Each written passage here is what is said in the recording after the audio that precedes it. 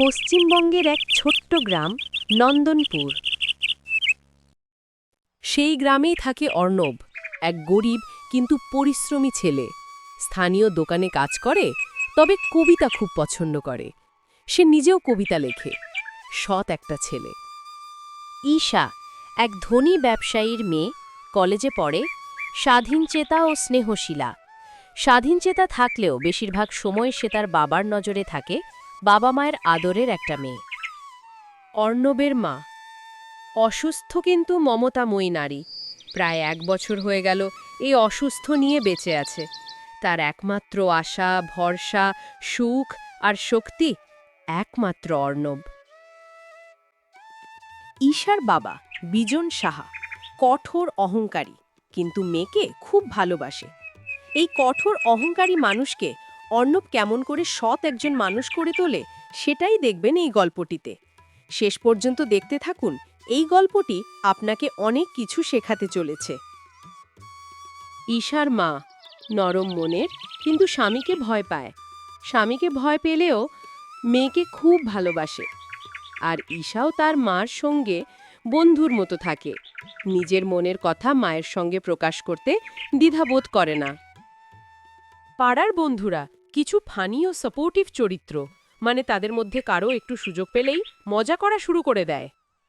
সকালে নদীর ধারে নন্দনপুর ঘাটে অর্ণব বসে আছে, ভাবছে আর কিছু কবিতা লিখছে। সূর্যের আলো তার মুখে পড়ছে। জীবনের রোদ যদি কষ্টের হয়, তবে ছায়াটাই প্রেম।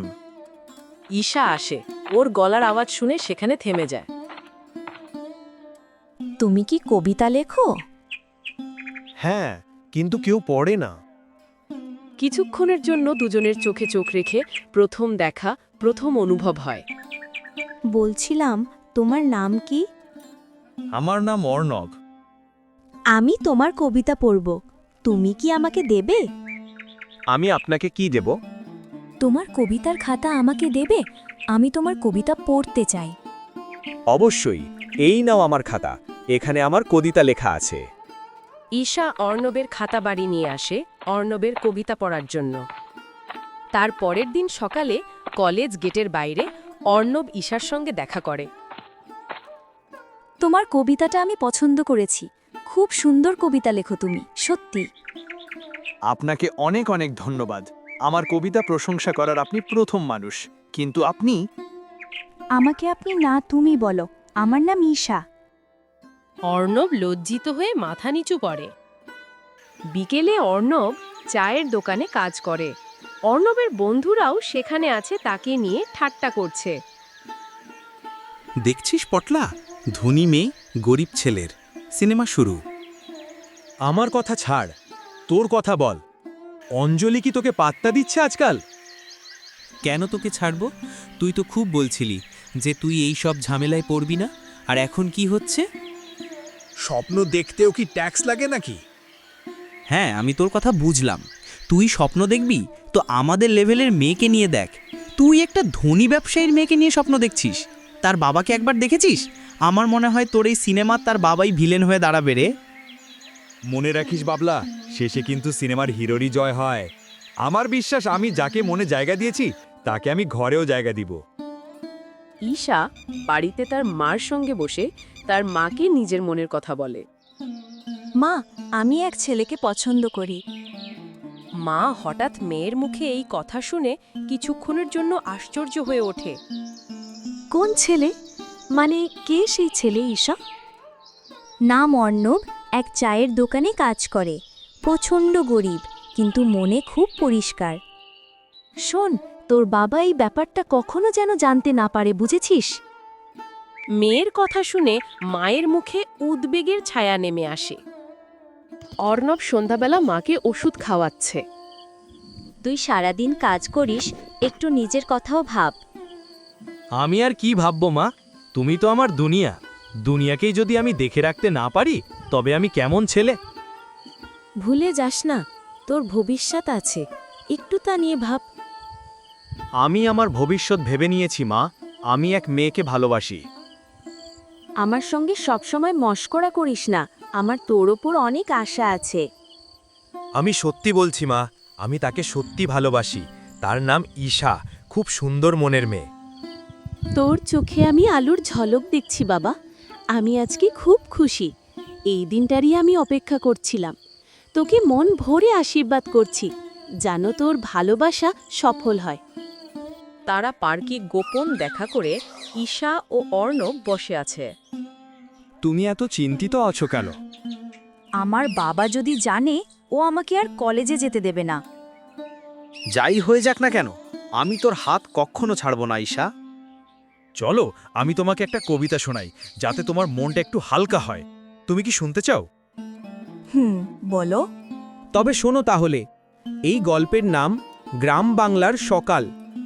ধানের মাঠে শিশির ভেজা, রোদের ঝিলিক পড়ে, গাভীর ঘণ্টা বাজে নরম, সুরে সুরে ঝরে।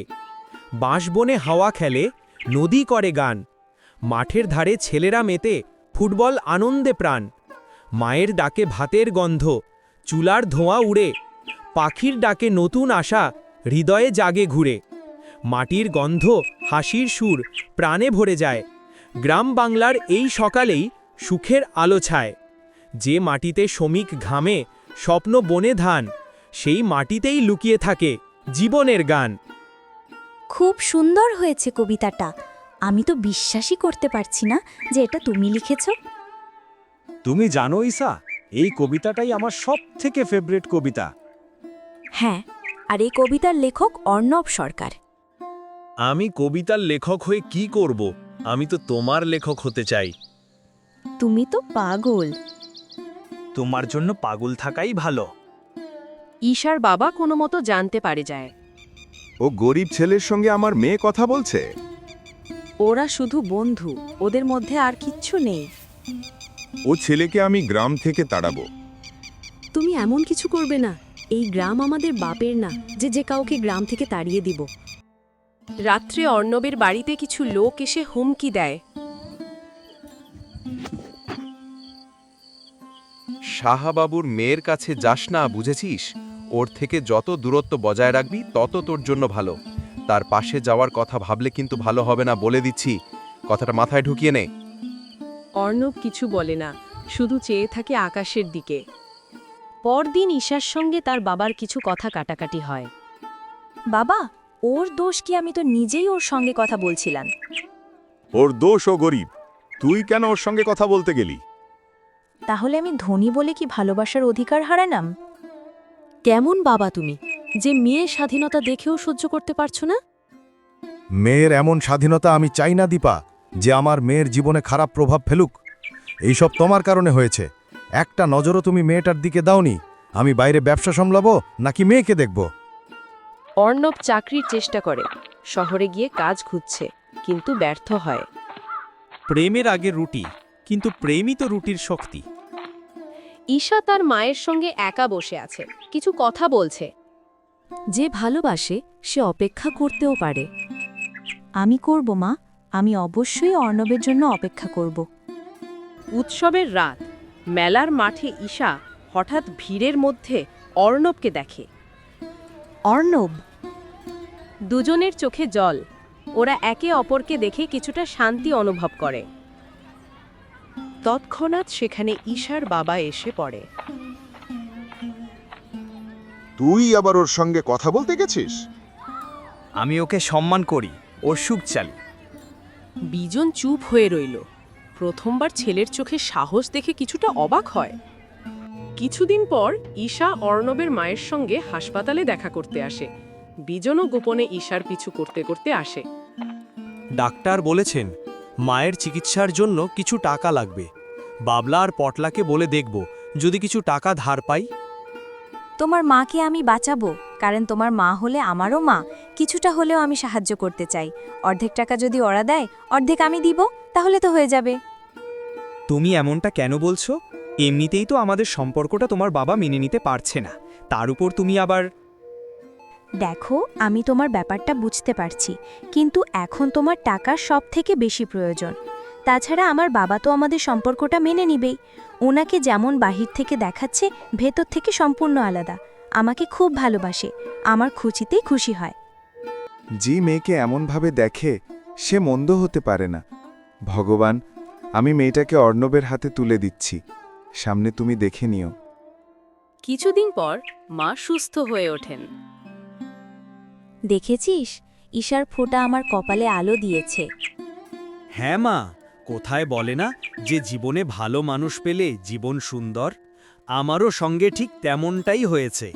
ঈশা আমার জীবনে আসার পর থেকেই আমি চারিদিকে সুখ খুঁজে পাচ্ছি। কিছুক্ষণ পর বিজন সাহা অর্ণবের বাড়িতে আসে। তুই গরিব কিন্তু চরিত্রে ধনী। আমি জানি তোর থেকে বেশি আর কেউ ঈশাকে ভালো রাখতে পারবে না। আমার মেয়েকে সুখে রাখিস বাবা। আপনার মেয়েকে ভালোবাসাটাই আমার সবচেয়ে বড় সম্পদ। কিছুদিন পর ঈশা আর অর্ণবের বিয়ে হয়। অর্ণবের সঙ্গে তার বন্ধুরা আবার ঠাট্টা করে। অর্ণব অবশেষে নায়ক নাকি রে পটলা? সিনেমার শেষটা তো সেই রকমই দেখাচ্ছে যে নায়ক অবশেষে নায়িকাকে হাসিল করেই ছাড়ল। তো এখন তোর কথা বল, কিছু করতে চলেছিস নাকি এমনি থেকে যাবি? আচ্ছা, তুই এমনটা কর না রে যে ডাইরেক্ট বাড়িতে নিয়ে আয়, তারপর যা হবে দেখা যাবে। এমন হলে তো হয়েই যায় রে, কিন্তু এই অঞ্জলিটাই তো কথা শুনছে না। বিকেলে অর্ণব আর ঈশা নদীর ধারে কিছু সুন্দর মুহূর্ত কাটাচ্ছে। তুমি বলেছিলে না যে ছায়াটাই প্রেম, আজ আমি সেটা খুব সুন্দরভাবে বুঝতে পারছি। আর আজ তুমি আমার রোদ। ভালোবাসা কখনো সম্পদের মাপ দেখে না, দেখে হৃদয়ের গভীরতা। যেখানে ত্যাগ আছে সেখানে প্রেমের আসল রূপ। আশা করি কিছুটা হলেও আপনাকে জীবনের শিক্ষা দিতে পেরেছি। গল্পটি আপনার কেমন লাগলো অবশ্যই কমেন্টে জানাবেন। ততক্ষণে ভালো থাকুন, নিজের খেয়াল রাখুন। দেখা হচ্ছে পরের ভিডিওতে। ধন্যবাদ।